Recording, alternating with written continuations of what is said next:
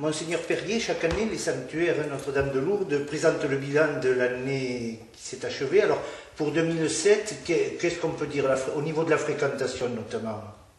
La fréquentation globale est identique, elle est toujours vers les 6 millions.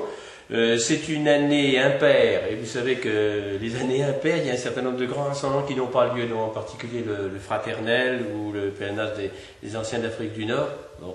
Donc ça amène une certaine baisse par rapport à l'année précédente. Ce qui est toujours compliqué, c'est le maintien des pèlerinages organisés.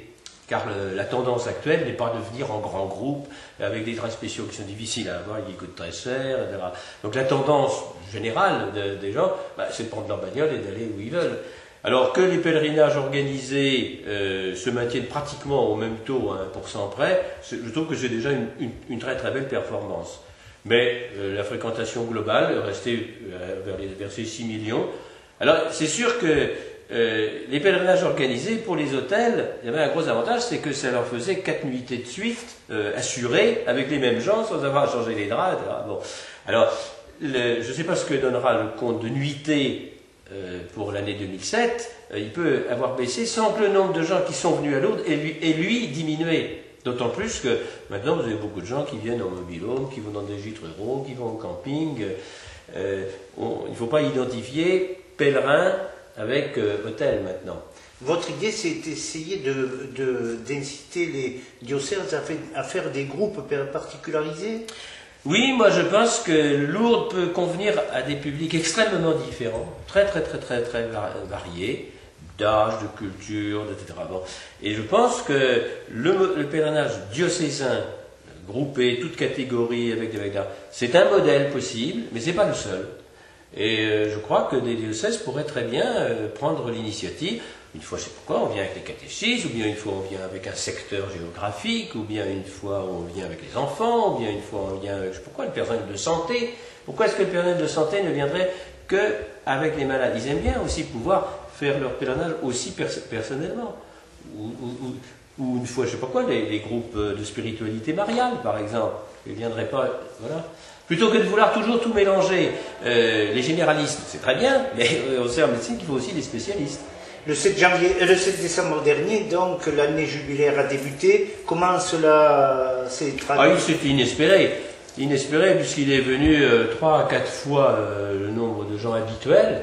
Ils sont venus d'un peu partout, courageusement, parce que la météo était très mauvaise, et toute la semaine la météo avait été mauvaise. Il y a aussi beaucoup de gens du diocèse, du département, il y avait des gens qui venaient de loin, mais aussi des gens qui venaient de proche. On a été très heureusement surpris d'abord du nombre, et puis de la qualité de cette ouverture. Je crois que les gens ont aimé cette ouverture où il n'y a pas eu beaucoup de discours et de grands discours, mais on a fait le chemin du jubilé qui va être ce qui est proposé à n'importe qui tout au long de cette année-là, de répartir entre le 7 au soir, le 8 après-midi, il y a eu une inauguration des mosaïques du Père Rubnik sur la façade du rosaire.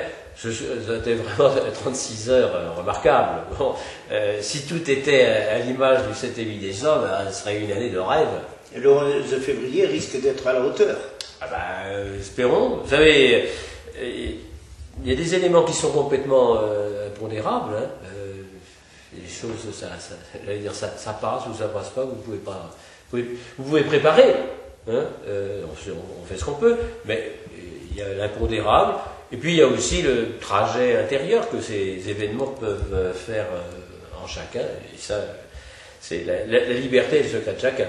Beaucoup de rendez-vous nous attendent dans cette année. Le plus important, c'est la venue du pape. Vous ne savez toujours pas quand est-ce qu'il viendra. Eh bien, comme vous le dites, c'est pas que je ne veuille pas vous le dire, c'est que je ne le sais pas, mais ce que je réaffirme, c'est que sa venue est toujours certaine. Mais c'est sa manière de faire. On voit bien, c'est pas un homme qui prend des décisions rapides.